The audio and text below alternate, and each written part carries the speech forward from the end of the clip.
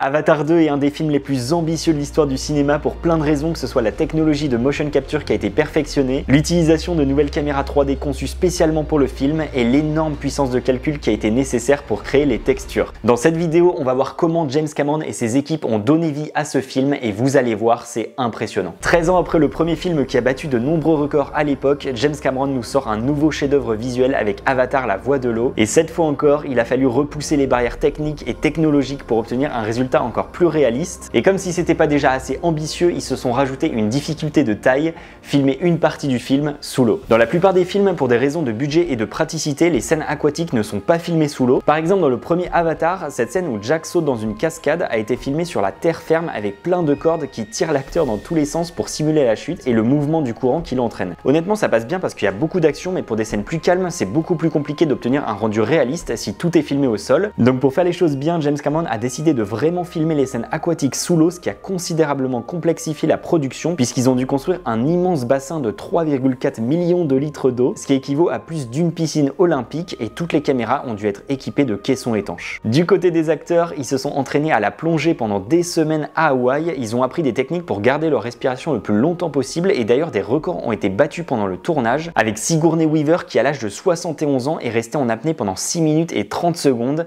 mais c'est Kate Winslet qui a tout pulvérisé en retenant sa respiration pendant 7 minutes et 15 secondes. Am I dead? Alive. You're very much alive. What was that? What do you think it was? I don't know. It could have been 6:10. It could have been 7:10. It was 7:15. Le pire dans tout ça, c'est qu'apparemment l'apnée c'était pas le principal problème. Le plus compliqué c'était de garder un visage détendu et les yeux grands ouverts quand ils se baissent sous l'eau. The biggest challenge, frankly, when you're underneath the water, you can't go. You know, you have to pretend you're so happy. You have to go. That's what I'm talking about. Yeah, that's good acting. That's acting. I'm gonna practice. Bon, toutes ces performances c'est bien, mais ça répond pas à la question de comment ils ont tourné le film, donc c'est ce qu'on va voir maintenant. Alors déjà, ce qu'il faut savoir, c'est que James Cameron est un adepte de la 3D. Il expliquait dans une interview que tous les humains et les animaux ont deux yeux, ce qui permet de voir les reliefs. Donc quand on regarde un film en 3D, on a naturellement des petites zones du cerveau qui s'activent, ce qui nous fait vivre une bien plus grande expérience. Le problème avec les caméras 3D, c'est qu'elles sont énormes et compliquées à déplacer, donc pour le premier Avatar, James Cameron, en coopération avec Sony, a déjà bien fait évoluer les choses en créant un rig bien plus petit grâce à deux caméras Sony f950 associées sur un beam splitter. En gros, pour faire de la 3D, il y a une caméra qui représente l'œil droit et l'autre qui représente l'œil gauche. Le problème, c'est que pour que la 3D fonctionne, il faut que l'écart entre les caméras soit à peu près équivalent à l'écart entre nos yeux. Sauf que vous vous en doutez, vu la taille des caméras, c'est impossible de pouvoir les coller suffisamment proches. C'est là qu'entre en jeu le beam splitter, c'est simplement un miroir semi-transparent qui permet à la caméra A de filmer la scène à travers et à la caméra B de filmer la même scène via la réflexion dans le miroir à 45 degrés. Et grâce à plein de petits moteurs, il décale les caméras pour avoir ce fameux petit écart entre la vision de l'œil droit et la vision de l'œil gauche. Je vous épargne les détails techniques, mais il y a aussi une question d'angle de vue en fonction de la distance de mise au point. En gros, c'est comme nos yeux, plus qu'on regarde est proche, plus on doit loucher, donc les caméras doivent toujours être super synchro entre elles. Pour Avatar 2, le setup reste assez similaire, mais la technologie des caméras a un peu évolué. Pour ce nouveau film, James Cameron a continué sa collaboration avec Sony et ils ont créé une caméra spécialement pour le film pour alléger le rig. Ce qu'ils ont fait, c'est qu'ils sont partis d'une Sony Venice et au lieu de la placer directement sur le beam splitter, ils ont demandé à Sony de séparer le capteur du reste de la caméra. Comme ça, le rig est plus léger et c'est une autre personne sur le tournage qui porte le corps des deux caméras. Du coup, ce setup a été utilisé pour les plans de personnages humains ou les scènes qui ne nécessitent pas trop d'effets spéciaux, mais sinon pour tout le reste du film, ils ont utilisé la technologie de motion capture et vous allez voir, c'est assez fou.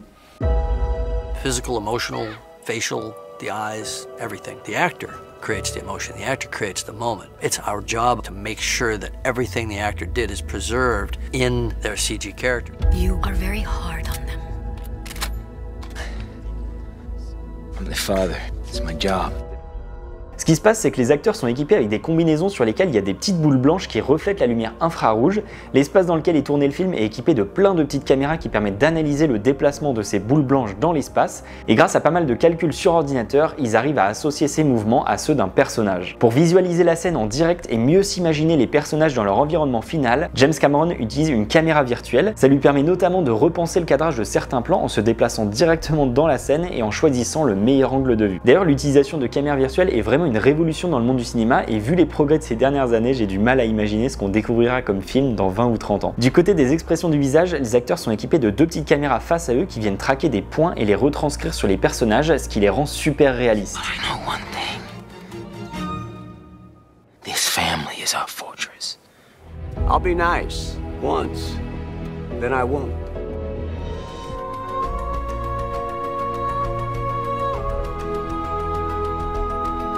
Now you must stand with us. Pour info, dans le premier Avatar, ils avaient utilisé qu'une seule caméra pour suivre les visages, mais au fil des années de développement, ils se sont rendus compte qu'avec 2 caméras légèrement décalées, ils obtenaient bien plus de précision. C'est notamment pour ça que les personnages dans Avatar 2 sont encore plus réalistes. Un autre élément qui permet d'obtenir plus de détails sur la peau, les cheveux, mais surtout dans les yeux, c'est la puissance de calcul et le nombre de polygones utilisés pour modéliser les personnages. Pour vous montrer l'évolution, il faut savoir que dans Le Seigneur des Anneaux, sorti il y a 20 ans, les yeux de Gollum étaient modélisés avec 50 000 polygones, ce qui est déjà un sacré chiffre. Mais pour Avatar, le chiffre dépasse les 9 millions de polygones, tout ça dans un seul œil, c'est vraiment énorme. La technologie de motion capture sur Terre, c'est déjà un sacré truc à mettre en place, alors sous l'eau, c'est un autre niveau. Pour les nombreux plans qui mettent en scène les personnages sous l'eau, les équipes de James Cameron ont encerclé le bassin avec les petites caméras qui détectent les boules blanches sur les combinaisons des acteurs. Apparemment, c'était assez galère pour 3 raisons. La première, qui est assez évidente, c'est que les acteurs devaient rester plusieurs minutes sous l'eau pour tourner les scènes avant de remonter à la surface, ce qui obligeait aussi à faire souvent des pauses entre chaque plan. Deuxième problème, la moindre bulle qui s'échappe dans l'eau est considérée comme une boule blanche par le système de motion capture et ça fausse les mouvements des personnages. Donc dès qu'ils étaient sous l'eau, les acteurs devaient non seulement rester en apnée, mais en plus de ça, ils devaient pas expirer pour que ça fasse aucune bulle. Dernier problème, la captation en motion capture était perturbée par les réflexions de lumière à la surface du bassin. Donc pour résoudre le problème, ils ont mis des milliers de boules sur l'eau, ce qui permettait de bloquer la lumière tout en permettant aux acteurs de remonter à la surface pour respirer. Bon, je pense que vous l'aurez compris, mais ce nouveau film Avatar a été rendu possible par les talents de James Cameron bien sûr, mais aussi en grande partie par l'évolution technologique dans le milieu du cinéma qui permet maintenant d'avoir des personnages de science-fiction extrêmement réalistes. Et je sais pas vous, mais j'ai bien hâte de voir ce qui nous attend dans les prochaines années. Si vous avez aimé cette vidéo, n'hésitez pas à mettre un petit like et n'hésitez pas aussi à me dire ce que vous avez pensé de Avatar 2 si vous l'avez déjà vu, je suis curieux d'avoir votre avis. On se retrouve la semaine prochaine dans une nouvelle vidéo.